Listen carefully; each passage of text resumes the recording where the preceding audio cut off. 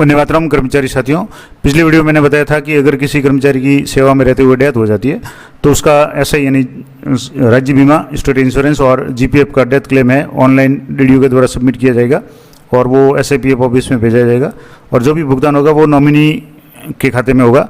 अब इस संबंध में क्या प्रोसेस रहेगा, तो कोई भी राज्य कर्मचारी है उसके एसआई और जीपीएफ का जो भी भुगतान है, जमा राशि है, वो उनके नॉमिनी या कानूनी वारिस को किया जाएगा। इसके लिए डीडीओ लेवल से ऑनलाइन आपको दावा प्रस्तुत करना पड़ेगा एसआईपीएफ पोर्टल पे। अब वो कैसे करेंगे, तो डीडीओ लेवल पे आपको जो भी डीडीओ है उनके एसआईपीएफ में जाकर के न्यू में जाएंगे और वहाँ ओटीपी से लॉगिन होगा। वहाँ जाकर के वहाँ रोल जो है रोल सेलेक्ट करना पड़ेगा, तो डीडीओ रोल है वहाँ से वो सेलेक्ट करना पड़ेगा। अब यहाँ जैसे राज्य बीमा का भुगतान है तो कर्मचारी की मृत्यु होने पर एसआई की बकाया राशि है वो नॉमिनी को दी जाती है और ये राशि कर्मचारी द्वारा एसआई में जमा की गई जो भी राशि होगी और उस पर जितना भी ब्याज है वो जितना जब जिस तारीख तक डेथ हुई उस तारीख तक मिला करके होती है। और यदि कर्मचारी ने कोई एसआई का लोन ले रखा है तो जो भी पेमेंट होगा उसमें से बकाया राशि है वो एसआई क्लेम की वसूल की जाएगी।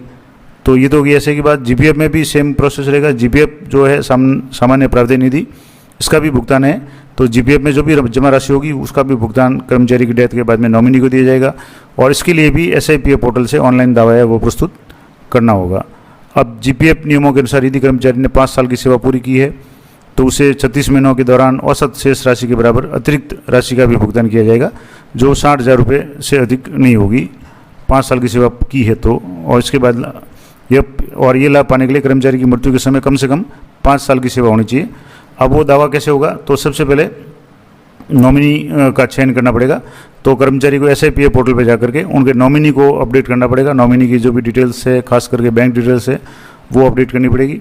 और आवश्यक दस्तावेज कौन कौन से होंगे, तो जो भी भुगतान करना है नॉमिनी को, तो एक तो जो भी कर्मचारी है उसका मृत्यु प्रमाण पत्र, सर्विस बुक और अन्य आवश्यक दस्तावेज है वो डीडीओ को प्रस्तुत करना पड़ेगा और डीडीओ के माध्यम से एसआईपीएफ पोर्टल पर ऑनलाइन दावा प्रस्तुत किया जाएगा। एसआईपीएफ पोर्टल पर दावा प्रस्तुत करने के बाद में से कार्यालय द्वारा सत्यापित किया जाएगा। उसकी हार्ड कॉपी भी आप एसआईपीएफ ऑफिस में भेज सकते हैं। उसके बाद में जो भी राशि होगी वो सत्यापन के बाद एसआई और जीपीएफ जो भी क्लेम भेजा जाएगा डीडीओ के थ्रू, वो राशि है बैंक नॉमिनी के बैंक खाते में जमा कर दी जाएगी एसआईपीएफ ऑफिस द्वारा। अब कुछ और जानकारी कि मान लो यदि कर्मचारी ने कोई ऋण ले रखा है तो उसका भुगतान या एसआई या जीपीएफ की बकाया राशि से किया जाएगा। मान लो एसआई का लोन ले रखा है तो एसआई में से कट जाएगा। जीपीएफ का लोन ले रखा है तो जीपीएफ की जो भी भुगतान किया जाएगा उसमें से लोन की राशि वो पहले से काट दी जाएगी।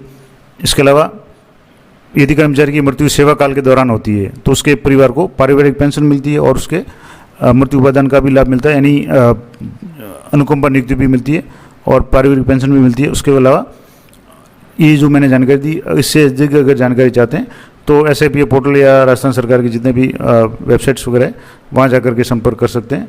तो ये संपूर्ण जानकारी मैंने आपको बता दी। अब कोशिश करूँगा कि अगली वीडियो में थोड़ा सा इसको मैं आपको एसआईपीएफ पोर्टल पे जाकर के बताने का प्रयास करूँगा। तो मिलते हैं नेक्स्ट वीडियो में, तब तक जय हिंद, जय भारत।